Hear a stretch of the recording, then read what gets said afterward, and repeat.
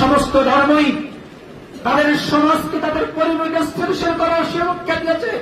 পৃথিবীর সমস্তই সত্য, ধর্ম সত্য, সত্যবাদের কথা বলেছে।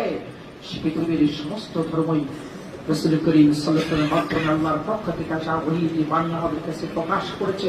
কুনতুম খায়রা উম্মাতিন উখরিজাত লিন-নাস তা'মুরুনা বিল মা'রুফ ওয়া তানহাউনা আনিল মুনকার।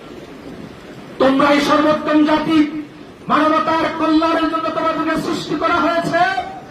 তোমরা মানুষকে সৎ কাজের আদেশ দিবে, অসৎ কাজ থেকে নির্দেশ দিবে। এর চাইতে সুন্দর কথা কোন কথা হতে পারে? নির্ধারিত করা হয়েছে। You are the highest nation, সর্বোচ্চ মর্যাদার জাতি তোমরা। এজন্য তোমাদেরকে মানবতার কল্যাণের জন্য সৃষ্টি করা হয়েছে।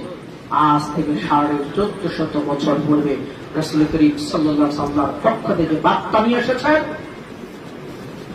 যে যুগকে আমরা আইএমএ জাইলাতের যুগ বলতাম, বর্বরতার অসভ্যতার যুগ বলতাম, অস্থিতিশীলতার যুগ বলতাম, রাসূল করিম সাল্লাল্লাহু আলাইহি ওয়াসাল্লাম তিনি তার বাণী নিয়ে সেই সমাজের সবচেয়ে খারাপ মানুষগুলোকে এই কোরআনের মাধ্যমে, শিক্ষার মাধ্যমে এই পৃথিবীর সেরা মানুষে পরিণত করেছেন। আলহামদুলিল্লাহ। আল্লাহ রাসূলের নিয়ে আসা সেই বিধান কি আমাদের কাছে আছে না? আছে কিনা? আছে। আল্লাহ রাসূলের নিয়ে আসা মহাগ্রন্থ আল কোরআন আমাদের কাছে এখনো পর্যন্ত অক্ষত অবস্থায় আছে।